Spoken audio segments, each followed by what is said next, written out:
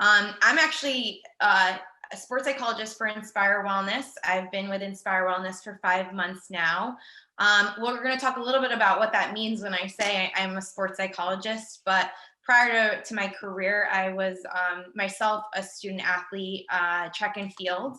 And so I guess from firsthand experience, I know some of the challenges athletes face. I can't imagine what it must be like to go through a pandemic in the midst of your athletic career, collegiate athletic career. But I'm excited to be here. With me is Dr. Paul and Kate Martino. I'll let you guys introduce yourselves as well. Go right ahead, Kate.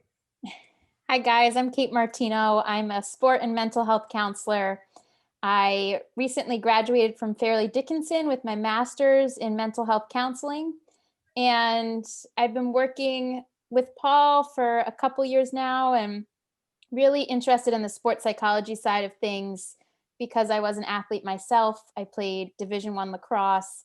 I played 3 sports in high school. So sports have always been a part of me. And I also coached lacrosse. So I can understand both being an athlete, being a coach, and the pressures that you guys face. So we're excited to have you guys here today. And hi, everyone. I'm Paul Grunwald. I'm a clinical and sports psychologist.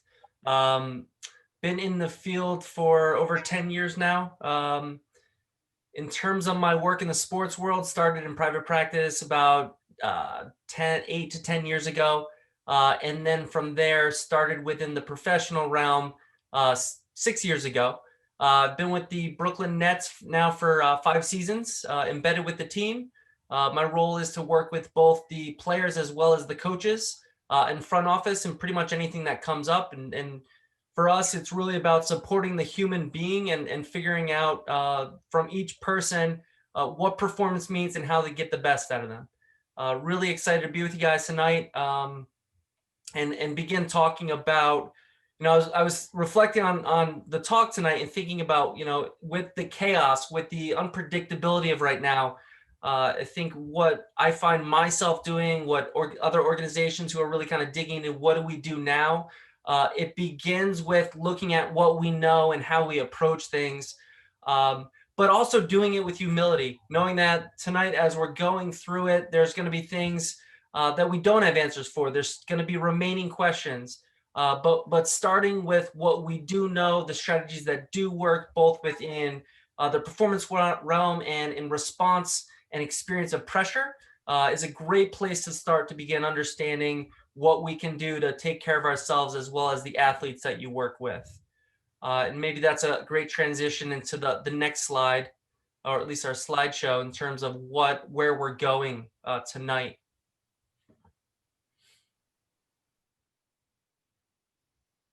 Thanks, Marissa. So really focusing on the coaching through the pandemic. And again, I think going back to the idea of humility, we have probably everyone on this call has different experiences within sport, different levels and experiences related to both playing sport, but also coaching.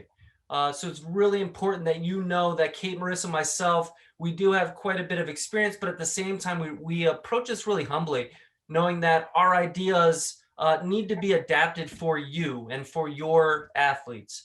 So please, as we're going along and you have questions, if there's concerns of how would that work for me or my team or my athletes, bring them up. Let's begin just being curious and staying curious about this and begin this discussion together tonight. In terms of, just got the title slide here, Marissa, do you know? Yeah, so that's us. And then the next slide kind of goes on where we're going tonight. So today's discussion, really looking at mental health. Want to look at what that means, begin unpacking. I mean, everyone has an experience of it, but let's generate a shared understanding tonight as we're discussing it and working through it. We'll look at some of the signs and symptoms for you as coaches, as leaders, as people who are part of extended family can be watching for, as well as assessing for in yourself. We're going to talk about the art of checking in. And there's a lot of science behind it, and certainly psychology and sociology provides a lot of information related to the usual best practices of doing things. But we know that coupled with that science is the art. the fact that you know yourself best, you know the people around you best, you know your athletes best. And hopefully tonight we'll take it a little bit further in terms of taking that step back and really looking at what the science says, what a good starting point is, and then think about how we then apply that to each individual in a way that makes sense for them. And then with that, we want to tie that to some of the sports psychology techniques. And that's something Kate, Marissa, and I debate all the time in terms of where we're at, the clinical versus sport, and the enormous overlap there. So as we're talking about the signs and symptoms and mental health and the art of checking in, we're going to apply that both to us as individuals and as people, and we're going to apply that to sport and performance, and hopefully hit on each of those briefly. And then in terms of recruiting and self-care, really looking at how we take care of ourselves in order to take care of others. So just a broad overview of where we're going tonight. And we're really happy to be here. And please, at any point, stop, discuss, ask. Really, there's no dumb questions. Well, all right. So now that you got a little bit of a taste of who we are, I want to talk a little bit about what we do by answering this question about what is sports psychology. And so as a sports psych team, we like to think about sports psychology existing on this continuum. So, our goal here when working with athletes is really moving them across this continuum to the point of performance optimization.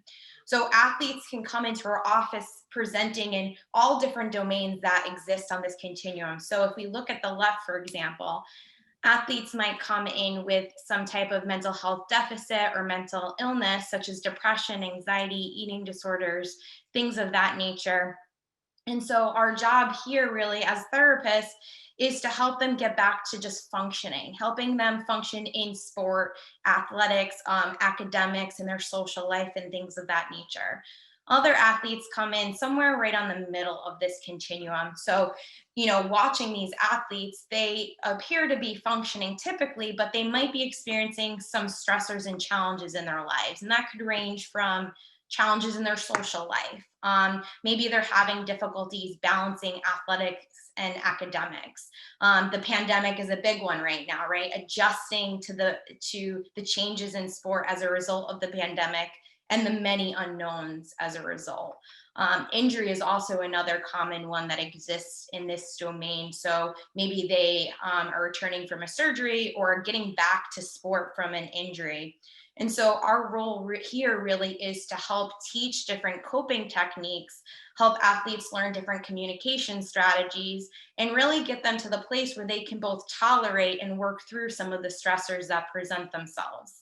And then on this last end of the continuum, it's probably a part of the continuum that people really don't consider when thinking about sports psychology and what we do. In this part, athletes will come in and nothing in particular is going wrong in sport. In fact, they might be performing fairly well, but they know that at some point, specifically at the collegiate level, if they want to take their game to the next level, that physical practice can only get you so far. And so working on that mental game is going to be really crucial in taking yourself to that next step. And so here we help teach athletes a variety of mental skills techniques to optimize performance. So helping enhance confidence or helping them better tolerate and handle the pressures of sport, increasing or enhancing their emotional intelligence, helping them develop leadership skills for their team and things of that nature. So essentially, as sports psychologists, our roles are really an umbrella term for just meeting the athlete where they're at and moving them across this continuum down below.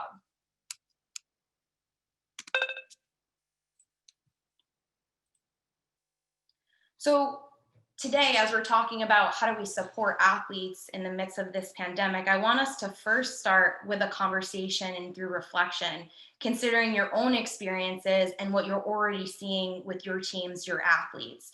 So what we're going to do is we're actually going to split you up into breakout groups. And I want you to answer this question. From your experience, how has COVID impacted your student athletes? What are some of the things that you're seeing?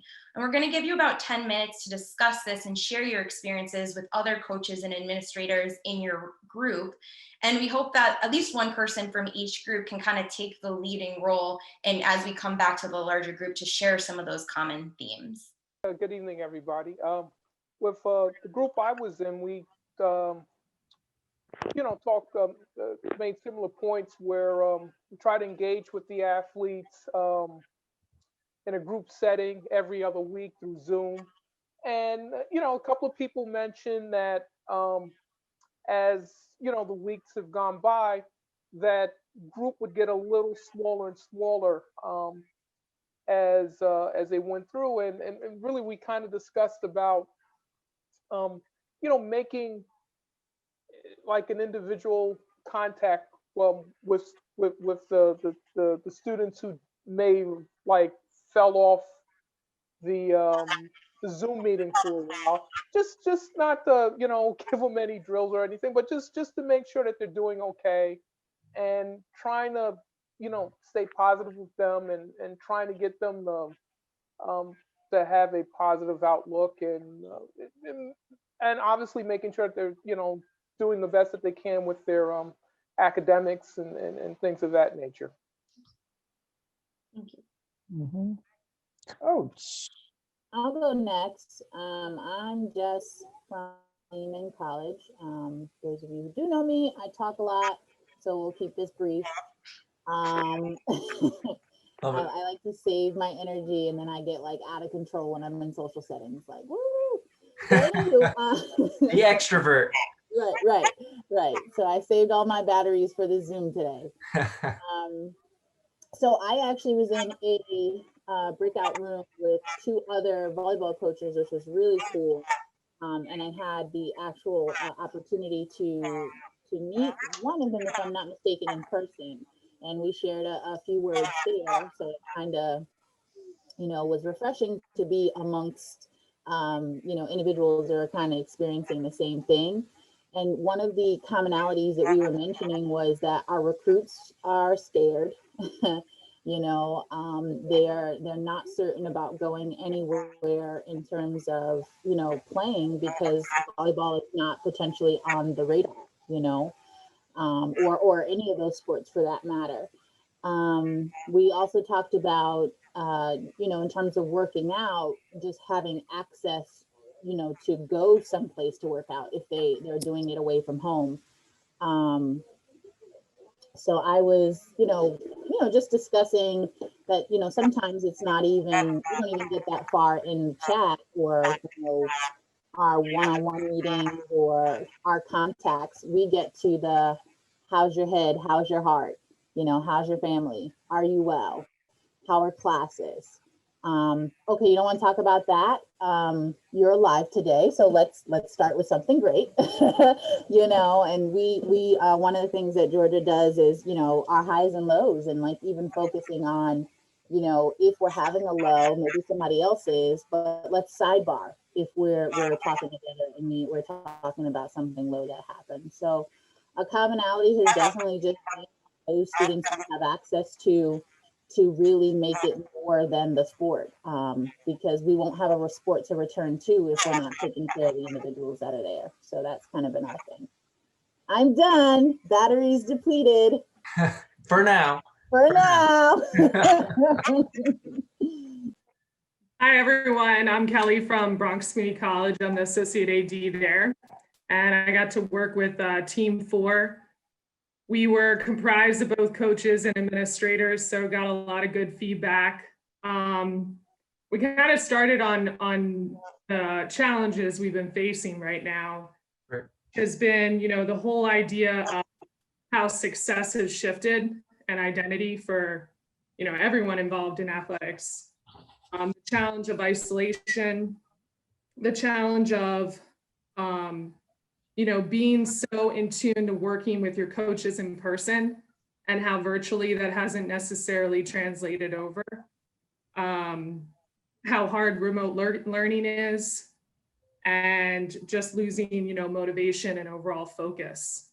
Not not having structure and routine, and just like any issues that have happened, throughout this time outside of being both an athlete and a student, those things that are happening at home, those things that are happening in your personal life as an athlete or a coach, how we've brought in wraparound support there through CUNY. So, some solutions have been, whether we're, kind of going beyond with a support system or a platform where we can wrap in collaboration from the administration, the athletes, students. I know at BCC we're working with hopefully either Slack or Discord, those virtual workouts.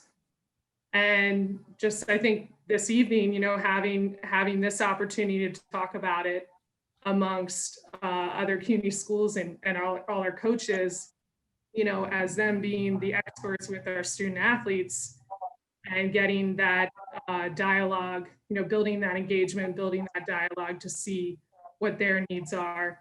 And then the last thing that Terry mentioned was, just having honest and transparent conversations with what's going on and where we're at week to week is super important to continue to build that relationship and trust with our athletes. Great. I just want to thank everyone for sharing, and we're going to have another opportunity for another breakout room today on a slightly different topic, but still just as important. But I appreciate everyone that we have heard from. Let me just. And sorry to interrupt.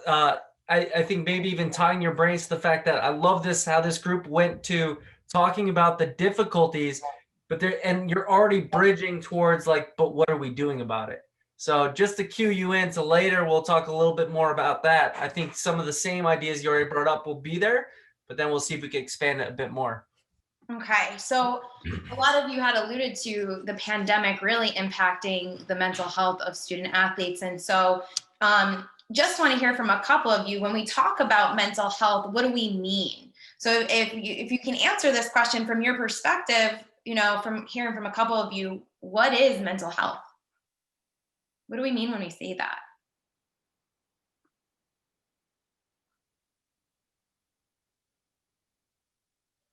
And also feel free to write in the chat as well. Validation of your feelings. Okay. Yep. So understanding the feelings are involved, and you already went right that idea of like validation being part of it, what we do with them. Great.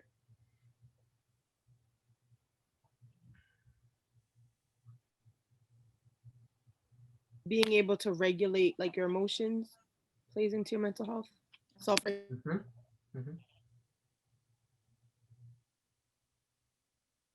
How we manage them. Nice. Yeah.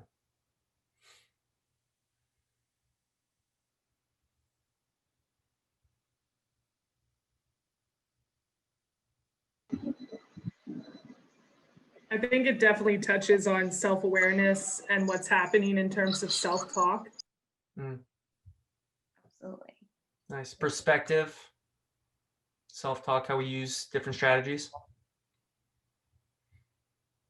So everything that was mentioned is included in mental health. And I think what falls short oftentimes is people forget that we all have mental health, just as we all have physical health, whether it's good, bad, or ugly, we have it. And so that's important to know. So our mental health falls somewhere on this continuum, similar to our sports psych conversation, that it exists on a continuum. We might be in the yellow, we might be in the green, or we might be in the red. And that changes moment to moment, day by day, depending on what we're going through. And what we do know when it comes to mental health is when we're in this green range, we're our best selves both on and off the field. But people who are existing in this green, it's not by accident, but they're intentionally doing things to enhance their overall well-being, whether that's creating healthy habits or engaging in self-care. So it's not something that's happening by accident. But what we do know during this pandemic is a lot of athletes are in this yellowish range, sometimes red. And so again, as sports psychologists, our job is really to move them up this continuum. And so some of the mental health deficits or disorders kind of that exist in this red range orange that we'll be talking about and that we're seeing quite often during this pandemic is both depression and anxiety. And so we want to talk a little bit about those symptoms of depression, anxiety, so that you're able to identify that if that's something your student athletes are struggling with. Before diving into those symptoms, the NCAA in 2020 did an interesting study on the impact the pandemic has had on collegiate athletes. And what this study found is that a majority of student athletes reported high rates of mental distress since the onset of the pandemic. Over a third had reported difficulties with sleep. More than a quarter reported feeling sadness or a sense of loss.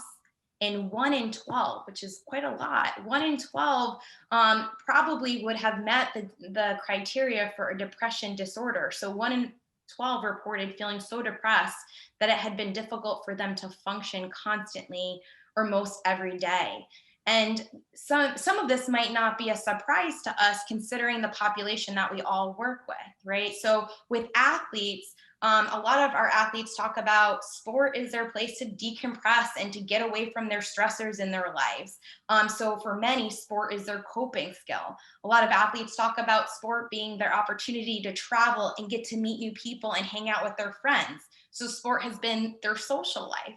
And for many student athletes, sport has been their place to have purpose in this world. It has been ingrained into their identity.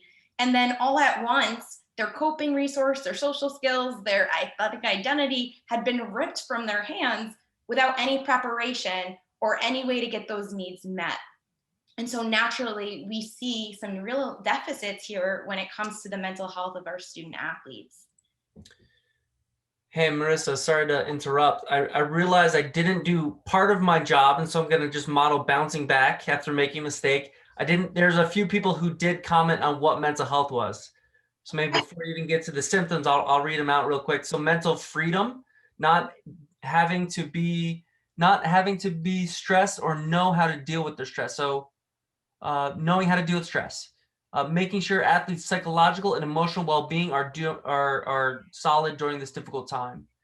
In a state of well-being, which individuals know his or her abilities. So I think that speaks to awareness too.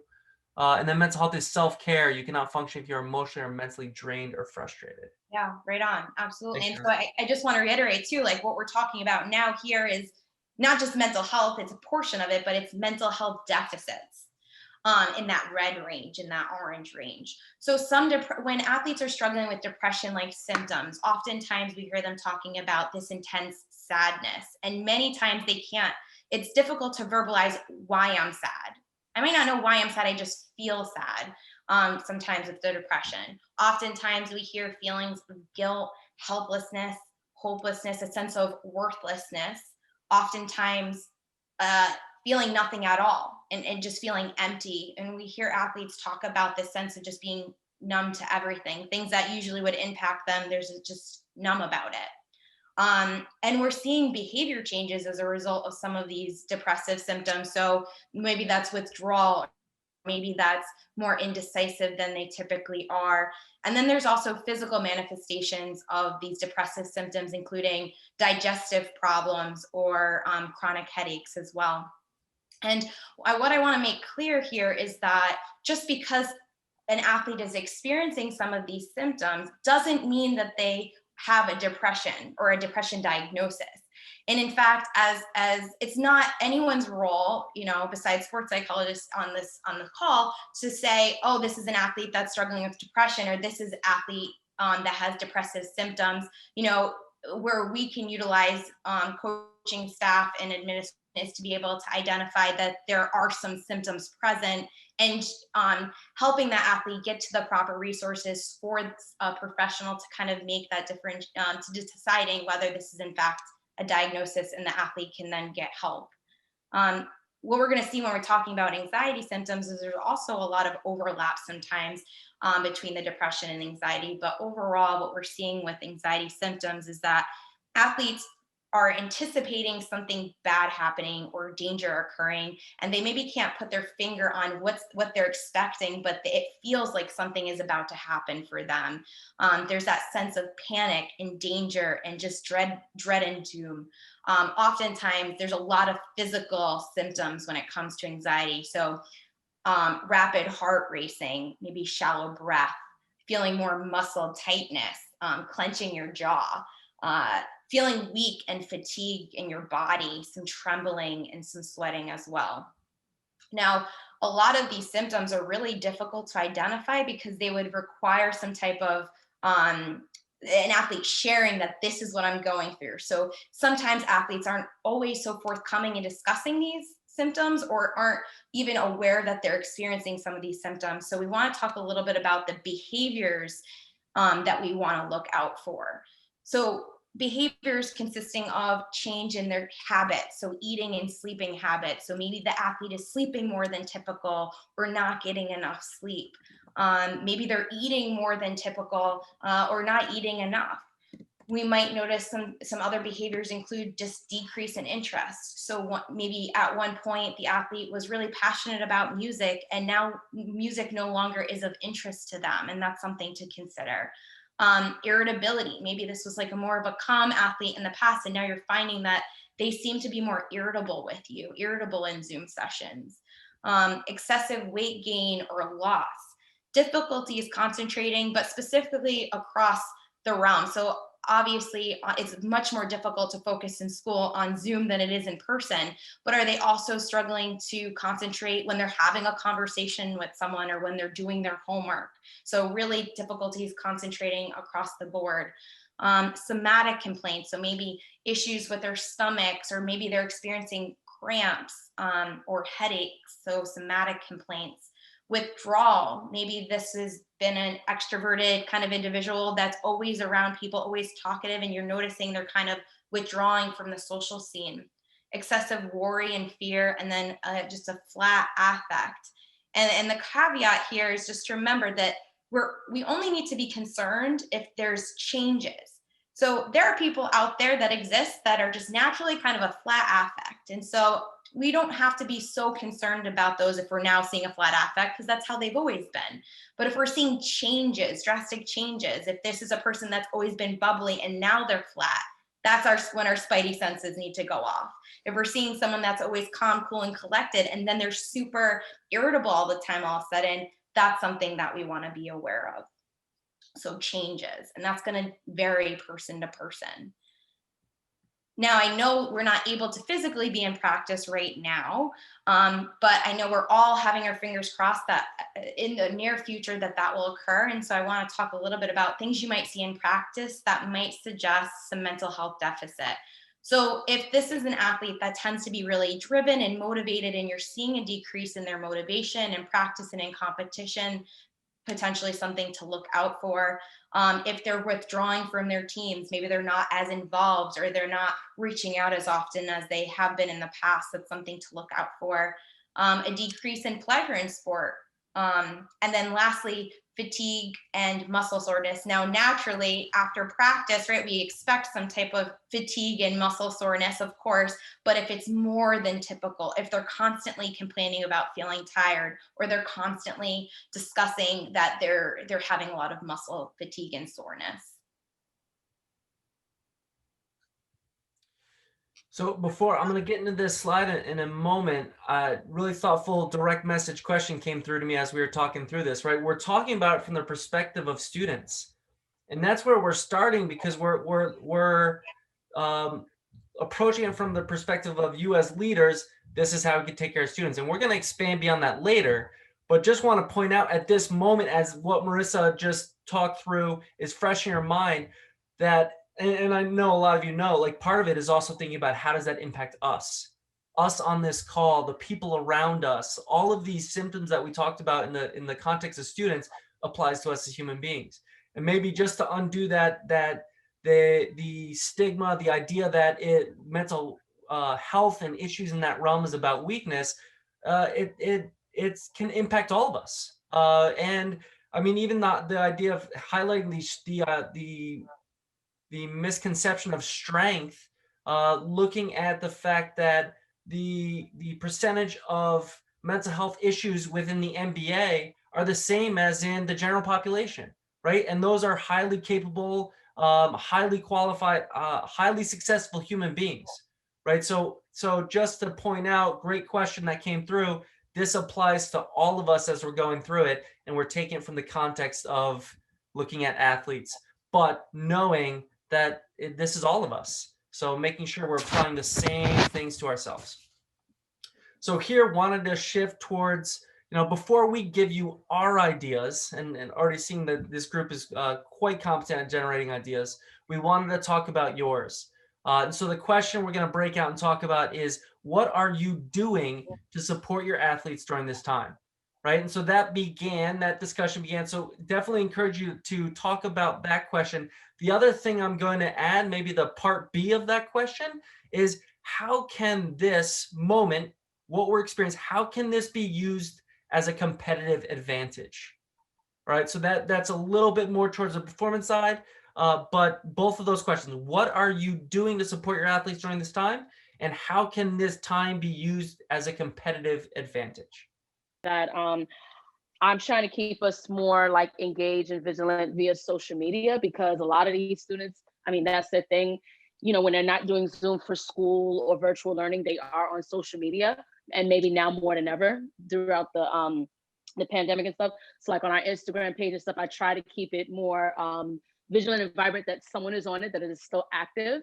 And it gives me a glimpse too, to see what they're doing, like on their feeds and stuff, the things that the students will share, just not as a student athlete, just them being a student, like in their own life and what they're doing. So that kind of gives me a glimpse on how they're doing and their well-being. We've done, since I'm a running coach and running is kind of considered an individualized sport of sorts, we've done run challenges. So we have I have them on a running app, and I add them all in, and every month we do a challenge, just to see how many miles they ran in a month. And then once the month is over, I post all of them up. I put it on Instagram just to show them, and to potential athletes who may be seeing our page and go, oh, that's an active page. They are still being engaged and being active, although, they're not seeing each other, because it's in my hopes that to keep my current athletes inspired, and then any potential athletes that may come across and see it to want to join as well. So I would say we've been doing that since about April, and every month we've been pulling in a lot of miles. I got a few athletes, they just been trailblazing over 100 miles a month. So they're doing that on their own, and it kind of gives me hope too, that once we do get back, I won't have too much to do with them. They'll be already gun-ho and ready to compete. So and that keeps me going too. I myself started running again. I was a former athlete, and I'm now running, and they motivate me too. So it's a nice little check-in. I get to see what they're doing. They get to see what I'm doing. I post up my miles up as well. And that's our little thing that we do. So it's been great just keeping me, focused and motivated for them. It's very good. I'm with Team 4. Again, a lot of great ideas on what we're doing for support, workshops, virtual programming, lectures. Career services has played a strong role right now. An open line of communication with clients. Sports information increasing, especially with social media, and promoting the athletes for morale, but also their identity on who they are, both with sport and outside of sport. A game night, a movie night, the game Among Us, check-in wellness calls. And then one cool idea that was discussed was cross-sport. Cross-sport coaches are calling, different athletes. So if I'm a baseball coach, I'm also calling the athletes from the basketball team and doing a wellness check-in, which I think is, again, more that wraparound approach that the whole athletic department are supporting all the athletes. And then, some things that we're, assessing as a competitive advantage at this time is really just a period of regrowth and rebuilding, especially building a better connection and relationship with our athletes. Also taking this time to reset and reshaping skills, whether it's mobility, stretching, different things like that, or just, overall mental health. And then drawing some competitive advantages from sports that are already back, both in this country and out of this country. I come from the sport of swimming, and I coached before I became associate athletic director, and I'm seeing a lot of swimmers on the national stage race faster now in the last 3 months, just from taking that actual full break from their sport and working on their self. So I think that's something that we can take in to the future as we get back into practicing, hopefully in person soon, and then competition. Hi, in my group, we kind of really recognized that our students were completely taken out of their routine, and trying to be very understanding of that, and just trying to make yourself available to them in whatever format, whether it's just the group Zoom meeting or making that individual phone call. We had one of our coaches is also an administrator, and he says at his school, some of his coaches aren't as immediately available as other coaches, and he took him and the administrative staff there took it upon themselves to help those coaches by staying in constant contact with those teams, and keeping the coach in the loop also, to just recognize that their student athletes are being taken care of, and they're really extending themselves and helping out their colleague to stay connected with their team. Yeah, I'll second what the coach just said about what we talked about with the, I think the biggest thing is the routine. The kids are taking out a routine, but what we do at Bronx Community College, a basketball program, we break our kids down into 3 groups. And myself as one and my 2 assistant coaches each have a group. And we stay in touch, and then we change around with groups. We talk to different kids and that, we mix it up a little bit, but we do it with email and with text and with phone calls and Zoom. And,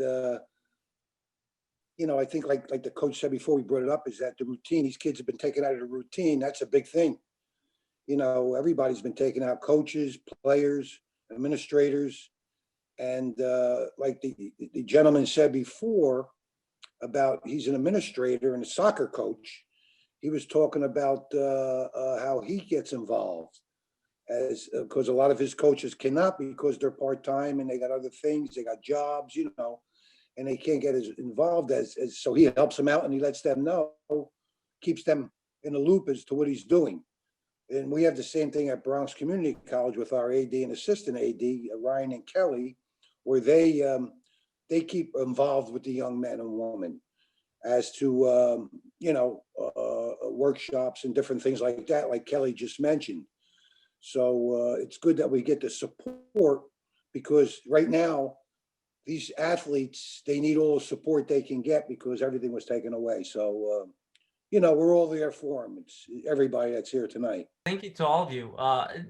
I'm likely shorting this one, because certainly this group has a ton of ideas.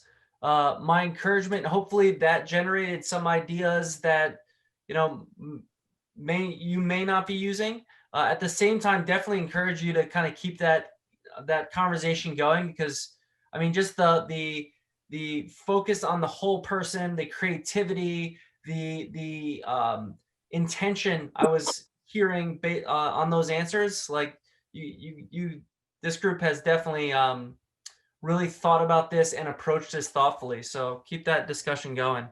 But we wanted to shift, just in interest of time, to some structure related to how to show up as a coach, right? And this is us taking the psychology of people, approaches that have worked both in the research and within the realm of clinical practice, and then applying it to coaches and your role. So the first thought for us is the check-in. And the idea here being really focused about asking open-ended questions that don't require a yes or no. avoiding jumping to solution mode, right? How many times we ask a question, they give us a response like, okay, no, I know how to solve that one. I actually dealt with it, but we don't allow that space to unpack, to better understand how it's impacting them versus how it impacts us, or how it's impacting this athlete versus another athlete that might be experiencing different circumstances or experiencing the same concerns in a very different way. And then the importance here of asking permission, as that could be related to providing a solution, that could be related to giving them feedback. At times, the need to create space and allow them to just think things through, and sit with them and be there. And I'd like to pause on this one because the check-in, right? Actually opening your mouth, saying something, notice, right? It's often easy sometimes with our athletes to see someone struggling, or there's something different, or there's a small concern in our mind, but we don't address it. So wanted to just quickly throw it to the group, either unmute yourself and say it or throw it in the chat. Why, what holds us back here? Why is this so uncomfortable? I know in my experience, it's not so much a fear of checking in, it's just not having enough time to check in, because okay. I do have a child at home, and he's 5 and he requires a lot of attention and a lot of explaining to do, because he's now becoming much more aware of what COVID is and how it affects his school, how it affects his own sports, why he cannot swim, why he cannot run, why can he not see his friends. So it makes it very difficult to connect to my students and say, well, it's going to be okay. Yeah. So when I don't have enough, I don't have the enough time to put into to describe why they should be okay. I connect. Hey, how you doing? Blah, blah, blah. Try to keep it as fast paced as possible, because I have other things to do, and that is what makes it hard to connect, because I don't have enough time to put a little bit more effort into explaining, okay, guys, it's going to be okay. Yeah. This is just a passing thing. It just happens to be that, it may take 1 to 2 years as opposed to 1 to 2 months. Expectations are what they need to work on. A lot of them have the expectation of things are going to happen right away, because their entire life, everything has been instant gratification. And now you have to reteach that. How do you explain to a 20-year-old, hey, instant gratification isn't as easy? It's easier to explain it to a 5-year-old, because they have no prior context or understanding of what that is. So it's easy. I notice it with my kid. It's a lot easier for me to have to explain to him this whole situation than it is for me to try to, explain it to my athletes. And I've had 2 or 3 athletes who they're sort of like, well, why can't we just go? Why can't we just do this? And like, they just can't seem to past that. But that's the difficult part, not so much connecting, because you can connect. You can connect through Zoom, you connect through, Instagram, you connect through texting, and we do that. It's just that you don't have enough time to put the effort to explain every single thing. Yeah. I mean, Zoom in itself, when they do on their own account, it's like 45 minutes. Luckily, through the root, we can stay a little bit longer, but you can't stay, if sometimes I get caught and I have to use my own account and I only have 30 minutes. Yeah. So time, the amount of commitment it requires, and on top of the commitment you're already fulfilling in terms of being a coach, being there, mentoring kids, but then the over and above that sometimes this requires. And even kind of going through the chat and seeing, like, part of it could be, the athletes could feel shy. They might not want to be bothered by their coach. And there's times where checking in it could be experienced as a bother, or you trying to pull too much from them. It requires a lot of energy to sustain contact engagement. Absolutely.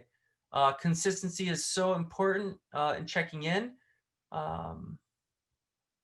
So a recognition that it's an important process, but there's a lot of things that can get in the way. And partly I pause here to give us time to think about what keeps us from checking in, because I think a lot of these fears are reasonable, right? We're not always sure what to say. We might not know exactly what that person needs to hear. We could be fearful of the response, and what are we really opening here? And so in part, I wanted we put this up here, but we're comfortable with the complexity that this idea brings. And we know that each of you as coaches, in the same way you gave creative responses to our last question of like, what's our solution? There needs to be creativity and careful thought put in here. And for some of you, it might be reasonable to have like check-in times for athletes. For others, there might be a process that needs to be in place that, the athlete, even setting it up so the athlete's checking in with themselves. So taking the ideas that we're talking about, but then applying them to your team in a way that makes sense, both in terms of what how your setup is, but also what your athletes expect and where the energy is provided. And for some, even the education could be a check-in in terms of if you have an opportunity to educate them on some of what we're talking about today, could be an opportunity, like that might spur the athlete to come to you. It also could spur the athlete on to think about reaching out to other resources if they're not as comfortable with you or the coach, or what that means for reaching out. So we respect the creativity that needs to be put in here to really kind of, and as it's been said, to strike that balance. Because you're right, we have to respect the athlete's privacy, but at the same time, to be there and help them face what they're facing and work through what their needs are. And right, I think the people on this call are aware of, it's not just about their health, which is vital and most important, but it's also goes into the area of performance. Because if we have happy, healthy, well-balanced athletes, we're helping them as human beings and as athletes. So appreciate all the thoughts on that one. The next step beyond checking in, right? The assessment phase, the sitting with them, the shifting to modeling, right? And the importance of modeling humility. We want to create that space of listening rather than talking. We want them to open up and to feel like there's an opportunity to engage us rather than shutting them down. So the way we carry ourselves and approach the conversation is important. There's absolutely an importance to maintain team policies, expectations, and rules, and it's been touched on. I think it was in one of our discussion groups, the difficulties when you're seeing behaviors that you used to say, hey, we need you to get online here. Like you're holding the team back, you're not engaging in things I'm asking you to do. Sometimes your workouts are not where they need to be. And knowing that, yeah, there needs to be an adjustment there too.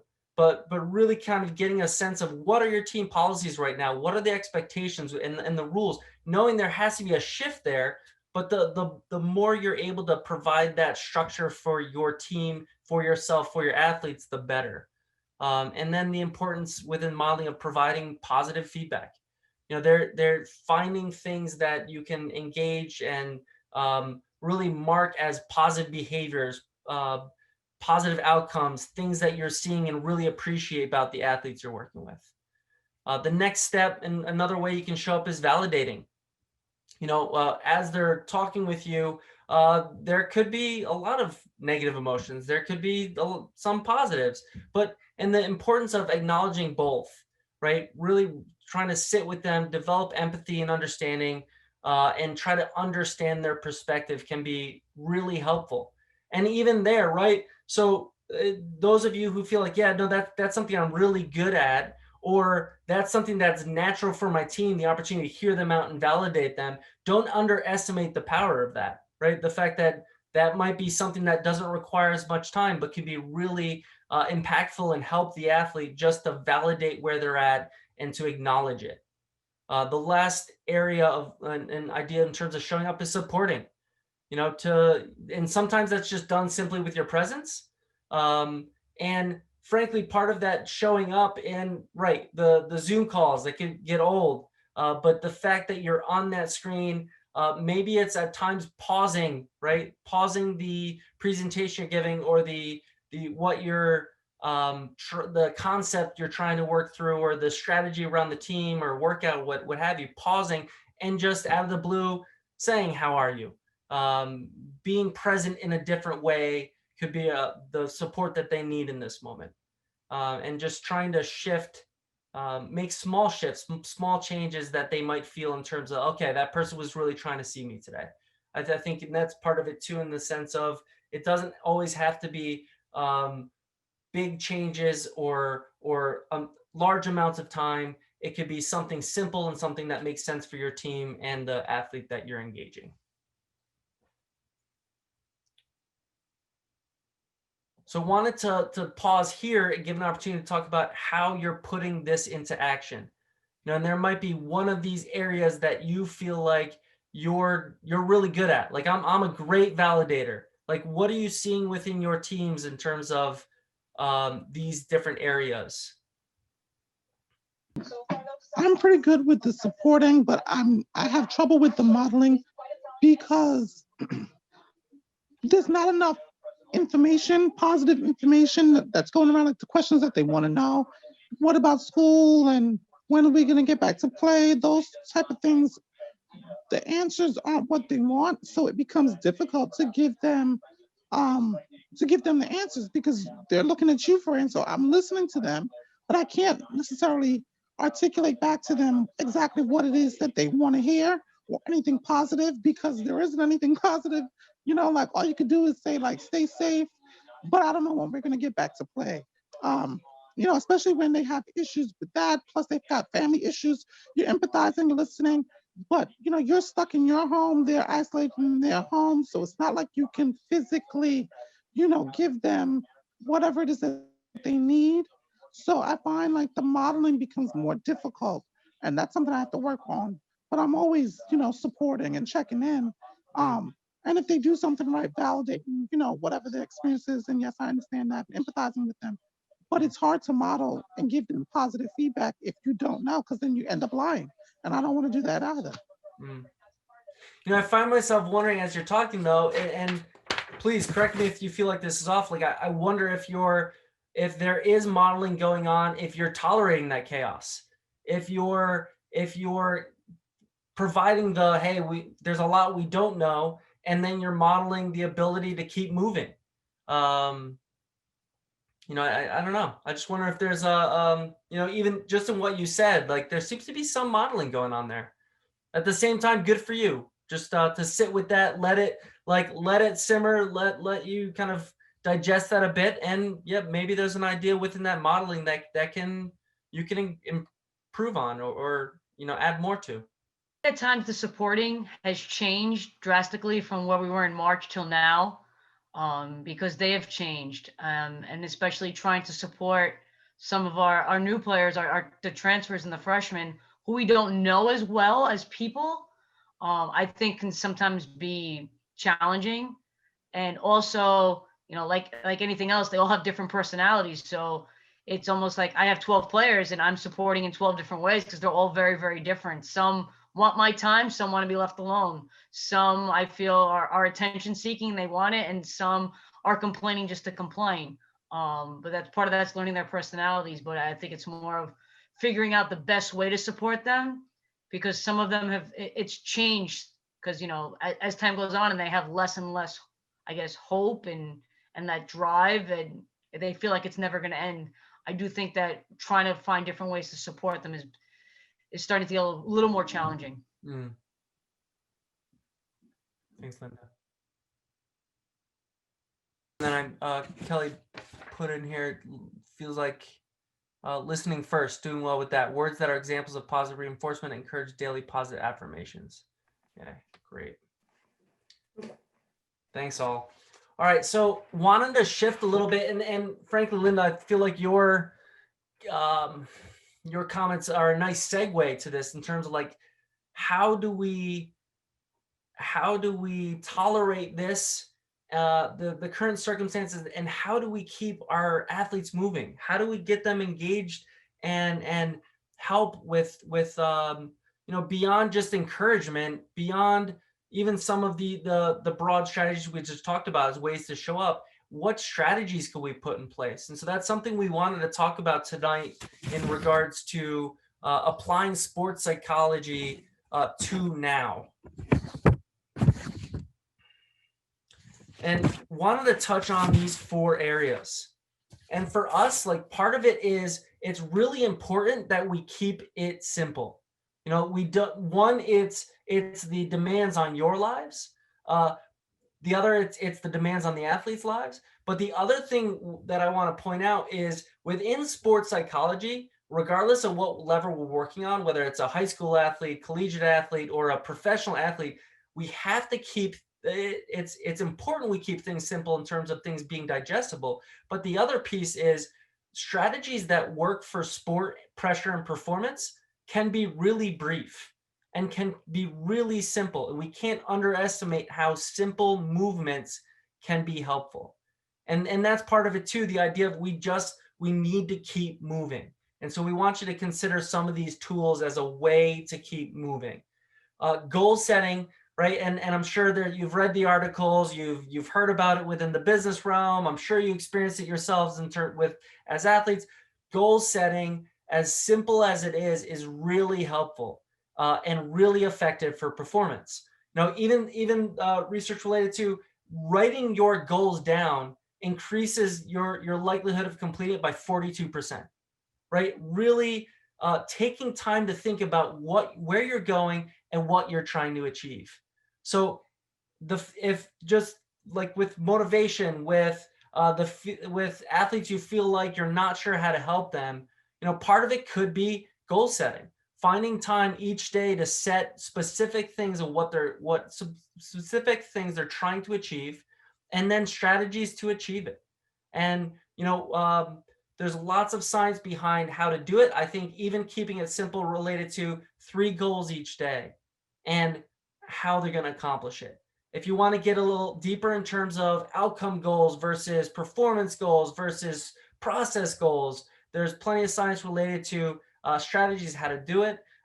Smart goal setting is a great, Google that, check out simple strategies related to using SMART goals for your athletes and for yourself. But goal setting is an underestimated and a tool that can be really helpful, just keeping it simple and keeping things moving.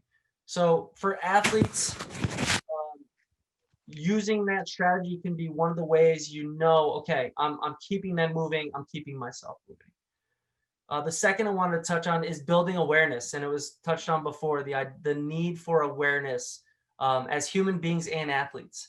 And frankly, that is our number, that's really high up there. I'm not sure how to rank like what's our number 1 goal, what's the number 2, number 3, but self-awareness is vital for performers, right? Because we want them to know their emotions. We want them to know their mood tendencies. We want them to know their thinking.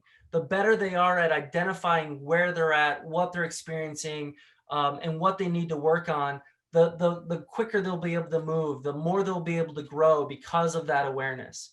And sometimes even the questions, right? Going back to the idea of assessing your athletes, asking them how they're doing, open-ended questions. The concern could be, well, what am I going to draw out? But keep in mind that whatever you draw out was there. And so now, at least whatever you're drawing out, they're sharing with another human being, a human being that cares for them. And if it's a strong emotion, just doing that can reduce the strength of that emotion.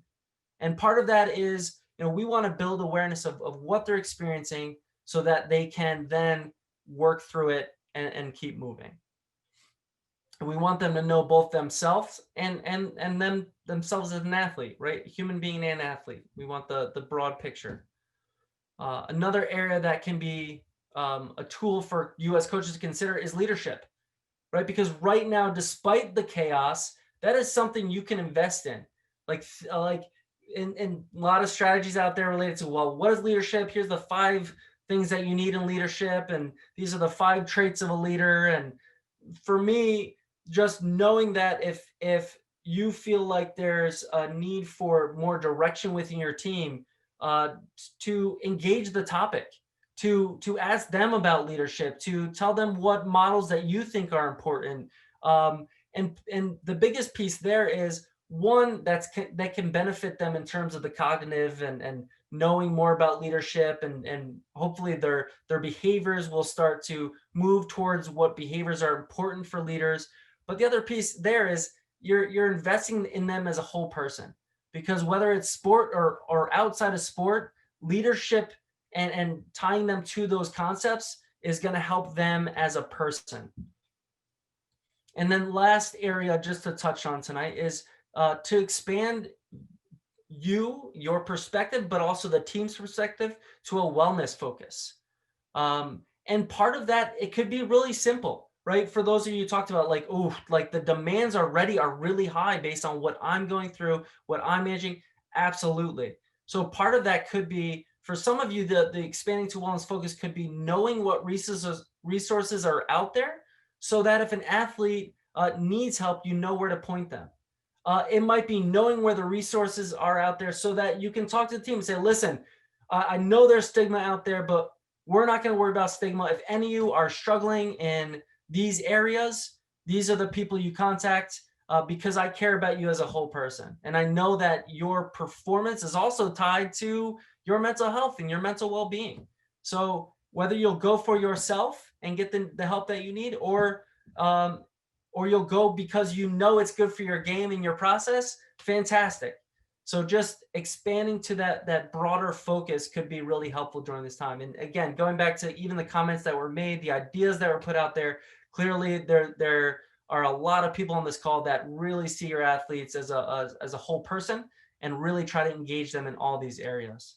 So definitely keep that up. And this has come up a number of times today. I think we'd be remiss if we didn't at least touch on motivation, because that's something that we can struggle with ourselves right now. But it's also, something that we're constantly working on within the team concept, and our individual athletes. And so wanted to walk you through the best model really in terms of the research out there related to motivation. And these are the three areas I want you to think about as you're working on your motivation, your team's motivation. It's about autonomy, competence, and relatedness. All right, and so let's take autonomy first. Autonomy is really giving the athlete a sense of control and decision making, right? So with that, to get your athletes, give them a sense of control and decision making, it could be allowing them to plan the workout. It could be encouraging them to create some goal setting, right? So they might not be able to change the workout because you really need to do it, but can they create some goals around their workout? Can they create goals, and a number of you have already touched on, like getting them thinking beyond performance. Can they create some goals in their day? What do they want to accomplish today? It could also provide some autonomy and sense of control if there's leadership groups, or a sense of they're developing beyond just their athletic abilities, so that they have something in their life that they're investing in beyond sport. Competence would be the next area that you really want to try to leverage at this time. Because in sport, we want our athletes, and in life in general, we want people thinking about ways to master what's important to them, right? So competence is all about mastery. And to do that, to get athletes thinking about their competence in the game, we part of it could be just reminding them of their resources, right? So we want them to be competent human beings. They might benefit from the resources within your school community related to their mental health. It might be a book that might inform them better. And again, the fact that even the ideas I'm thinking about, like you guys have covered so many of them in terms of providing a book to expand them as a person or as an athlete. You guys talked about movies, different ways for them to really expand in terms of their sense of competence and mastery. Goal setting comes up again there.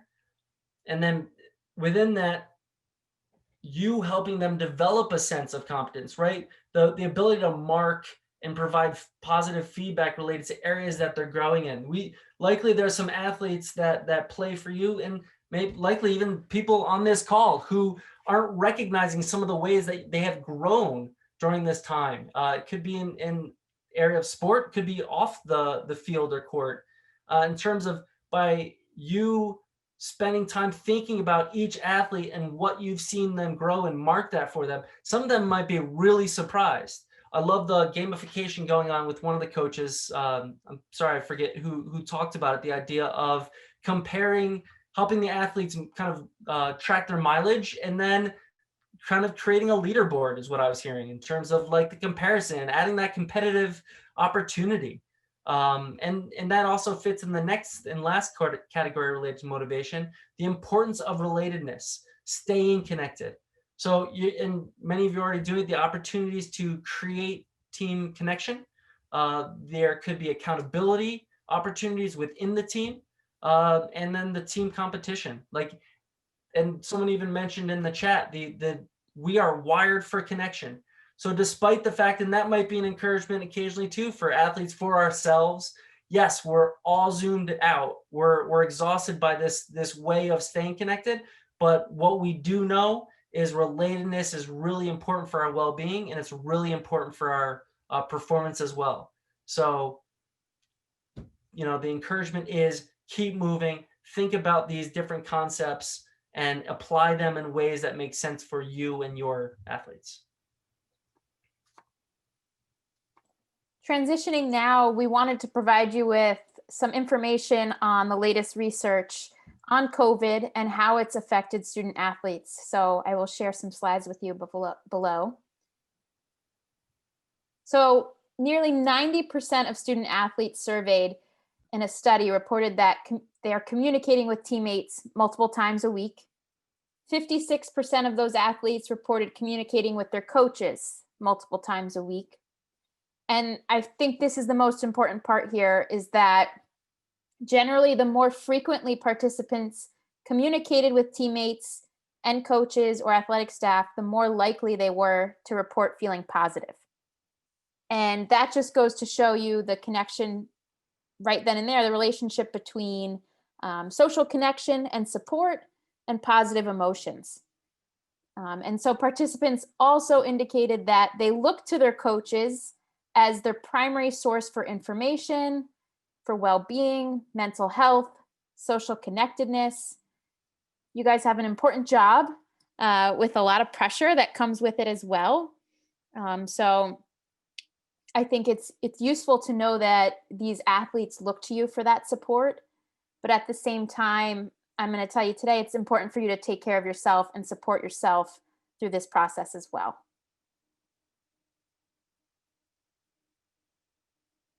So recruiting came up initially when you guys were talking, and I took a few notes on what you said.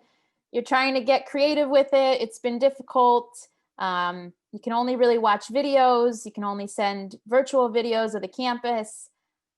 So I understand that. I think communication is key when it comes to recruiting. Be consistent with it. And as an athlete who was recruited myself, I can remember the coaches that showed that they valued me and showed that they wanted you to be a part of the team. They were consistent with their communication. And so from an athlete perspective too, it means a lot if that communication is present. And the clock is ticking, right? So some of these athletes are not getting the opportunity because of COVID to really show their skills. And so for you guys too, the clock is ticking, whether you have to fill your roster or not. So it's getting back to focusing on what you can control in this process. And then lastly, what are your values as a team? And I'm thinking like both in the current present day, your current team that you're working with, and then recruits that are going to come in the future, what do you want them to value? And I want to just share something that the Seattle Seahawks use.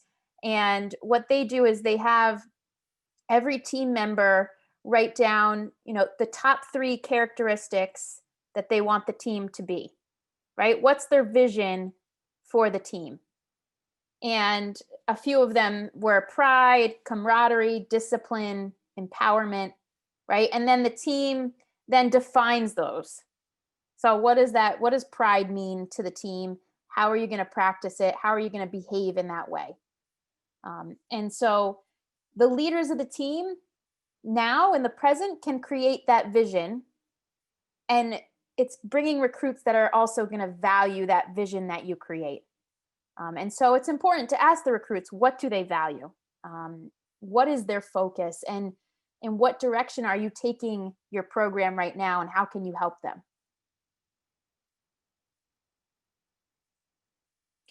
And bottom line, and you guys all know this, but it's academics before athletics. So student always comes before athletes. And so when you ask recruits, ask them about their academic goals. What do they want to major in? What are they interested in? What's their identity outside of their sport? That is so important. And you can kind of explain to them how your role as a coach or administrator can help them achieve those goals. And I think part of this too is thinking about academics before athletics. What you could even ask recruits, what's their plan for when adversity hits? How did they handle the pandemic? And it might be helpful to share how you've handled it and connect about the struggles, the highs, the lows, and what it's taught you about teaching your team how to handle adversity. And we mentioned it earlier, but using this time as a competitive advantage to take your program to the next level.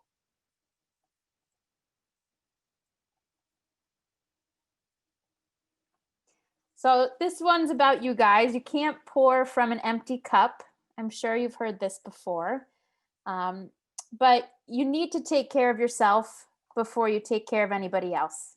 And bottom line is, if you can't show up for yourself, it's going to be hard to show up for these student athletes every day, day in and day out.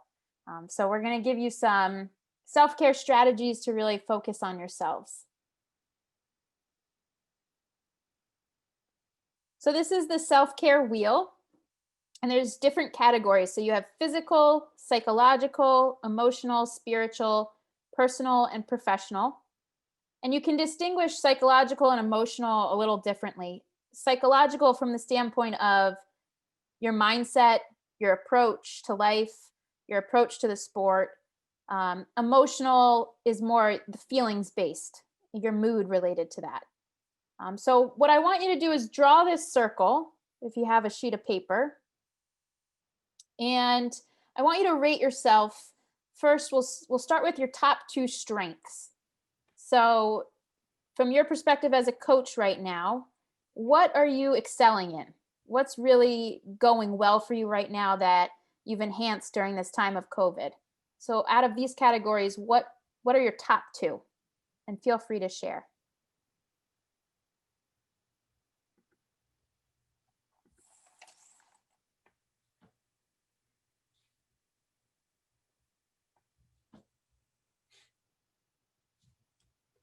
And for those of you driving, the areas are physical, psychological, emotional, spiritual, personal, and professional.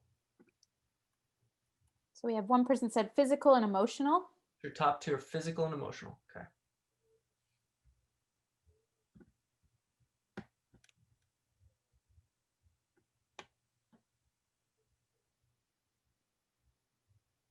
Physical and emotional, psychological and emotional. Physical and psychological. Spiritual and emotional, physical and emotional. Psychological and spiritual.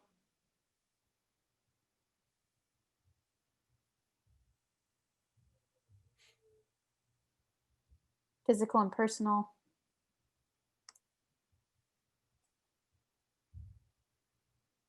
Spiritual. And I ask you to identify your strengths because I think it's easier sometimes to acknowledge our weaknesses, to acknowledge what we actually need to work on, as opposed to, oh, like this has been a tough time, but I am doing pretty well physically, or I am taking care of myself emotionally. So I appreciate you guys sharing those strengths. If you feel comfortable now, maybe share 2 things that 2 of the categories you feel you could improve in. And this is just going to help increase some of your self-awareness.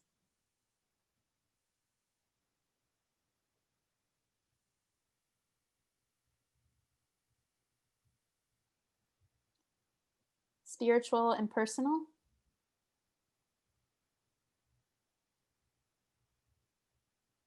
Personal and psychological.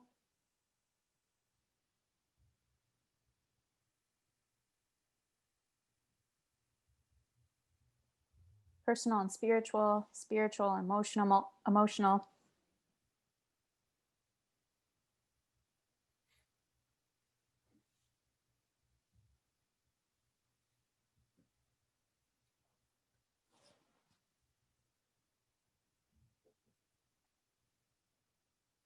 Physical and emotional. So I think this self-care wheel is something you could even share with your athletes in a meeting of just, okay, what are your strengths today? What are 2 things that you think you can improve in? Which areas? And that can create more of a discussion. And in the future, then that's how you check in is, oh, they said they needed to improve in their emotional. Okay, let me check in. How are they feeling emotionally today? So it kind of cues you into that next conversation if you need it. And so here are some examples of different things you can do to improve your psychological, emotional, spiritual, personal, professional, and physical states during this time. Some of my favorites, I think, during this time from a spiritual perspective, I think it's on there, meditating, creating that as part of a morning routine. Psychological aromatherapy. I don't know if you guys have ever used that, but it's been great. I use it with a lot of clients to really calm and reduce anxiety. And then as always, physical is great too with keeping up with exercise and trying to stay in shape. So these are all examples you can use for yourself and with your athletes. Yeah, and I like to point out, and I know we do from time to time, especially with people who are geared more towards like their identity being athletic, is the assumption of like, okay, if I'm going to work on my physical, then I've got to be the gym 4 times a week for an hour. And that could be true for you, right? In terms of how much time you need to invest in certain areas. But I want you just to look at this wheel and recognize that some of the improvement or some of the ways you can really provide self-care in these different areas could be really short, could be really brief, and could be something that like even with our athletes, sometimes the strategy we want them to engage in, okay, you're going to do this, you're going to do it for 2 minutes, right? It doesn't have to be huge changes or huge amounts of time that you commit to in order to see improvements in some of these areas. And we'll post this self-care wheel on our Instagram tonight. We'll provide you the link to the Instagram at the end, but feel free to, take a screenshot of it if you need, but you can find it on our Instagram. And so this is how you can get in touch with us. Inspire.perform. That's our Instagram page. We have a podcast, the Inspire Wellness Podcast, coming out with a new podcast this week, actually with an interview with Dr. Norman. But we typically do 3 to 5 minute podcasts. They're short, something you can listen to on your commute, on mini mental skills that you can apply for both yourself and your athletes. And then our Instagram has been great too. We've got mental strategies, quotes, inspirational and motivational quotes on there that help me get through the day sometimes too. And feel free, these are our phone numbers, our email, and our offices are in Glen Rock, Tenafly, and Paramus, New Jersey.